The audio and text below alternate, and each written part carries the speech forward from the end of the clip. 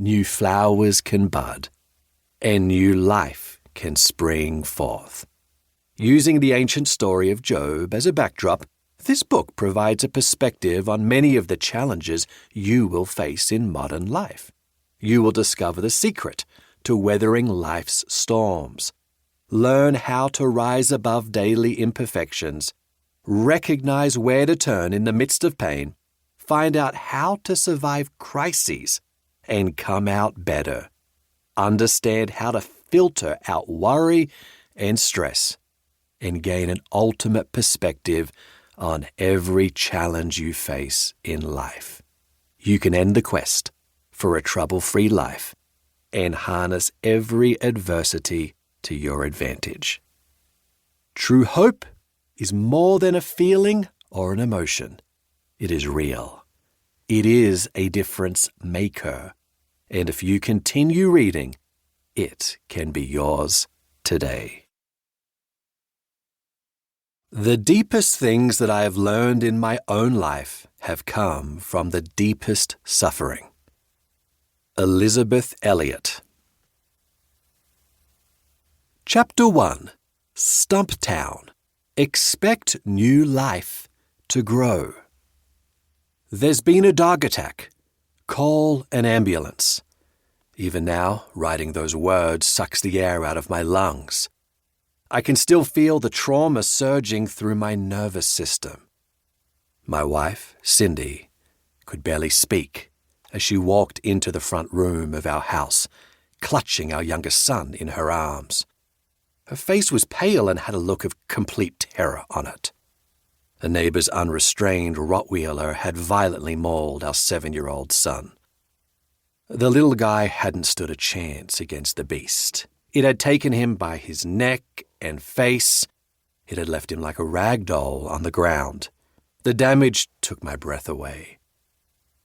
The large laceration to the neck was clearly life-threatening.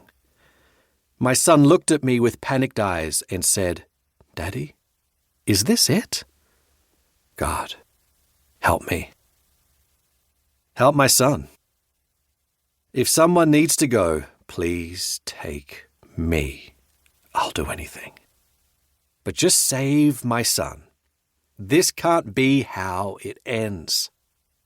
My mind flashes back to the faces of the first responders, their grave expressions. It's not good when you see fear in the eyes of the medical professionals. A wound of that magnitude along the neck could mean anything. And what would I know? I'm not a doctor. I just knew it was bad. Really bad. My body was in shock and everything slowed down as stress chemicals surged through me. As my youngest son was rushed to the hospital in the back of an ambulance, I knelt with my other 2 sons, held hands, and prayed that God would preserve his life. Pretty much everything else is a blur. As soon as other family members arrived, I rushed to the hospital to join my wife and son. After a night in the emergency ward, we finally got a report from the doctors.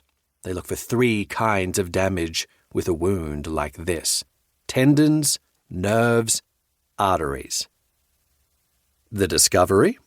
This attack miraculously missed all 3. Yes, there's a scar and trauma, but the teeth were a millimeter off something infinitely more devastating. Even today, I shudder thinking about this incident. The fragility of life assaults my mind. I'm a father.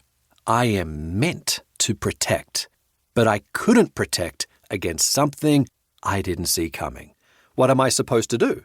Live my life in constant anxiety, trying to anticipate any impending threat to my family? I've tried that.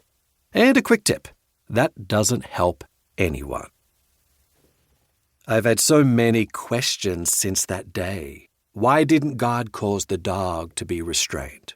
Why weren't we out of town?